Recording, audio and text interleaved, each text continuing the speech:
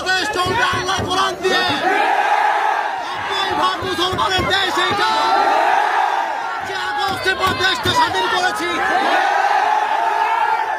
এটা নাকি বিএনপির লোক? যদি কোন বিএনপির লোক বলে আল্লাহ কোরআন দিয়ে দেশ চলবে না, এমন নেতা চাই যার কোরআন দিয়ে দেশ চালাতে চায়। এমন নেতা চাই যে নবীর আদর্শ মানতে চায়। আজকের পর থেকে লাস্ট কথা, থামো থামো, লাস্ট কথা শোনো। বগুড়া বলে কথা নয়, যেখানে যেই নেতা কথা দিবে জুতা প্রাণে নামাই দেওয়া হবে। ঠিক আছে ইনশাআল্লাহ।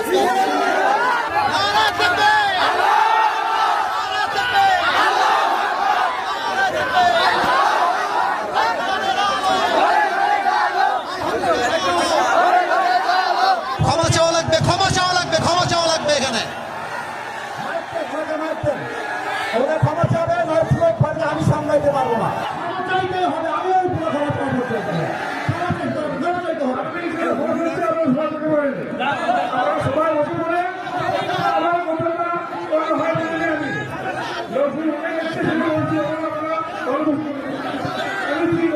ভালো করে বুঝাই বলেন, বাংলা কোথায় বলেন তো বুঝতে পারছি।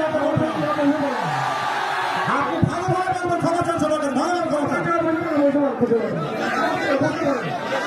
আপনি কি আওয়ামী লীগ করেন? তা আপনি আওয়ামী লীগ থাকলে আপনি কথা বললেন। আল্লাহ করে আইন চাবি কেন রাখবেন রাস্তায় এসে? আপনি সাহসকে দিয়েছেন আপনাকে। আপনি যুবকদের চেনেন, আপনি যুবকদেরকে। আশ্চর্য কথা, বগুড়ার মাটি এইটা। একটা উল্টো বলে কথা বাবার নাম ধরে দিব আমরা একেবারে। আপনি কই থেকে আসুন যুবক ভাইয়েরা আমার?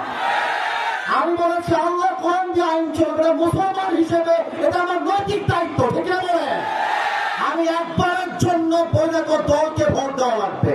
আমি বলেছি পার্লামেন্ট চলবে আল্লাহ কোরআন দিয়ে, এরকম দলের কথা ব্যাপারটা মুসলমানদের করা যাবে না। পলিটিক্যাল পার্টি আপনি কি বুঝলেন নিয়ে এইটা?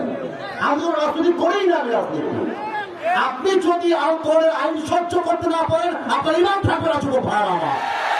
আমি চাই আল্লাহ কোরআন দিয়ে দেশ চলবে, এটা কোন রাজনীতি নয়, এটা আমার মুসলমান হওয়ার পরিচয়।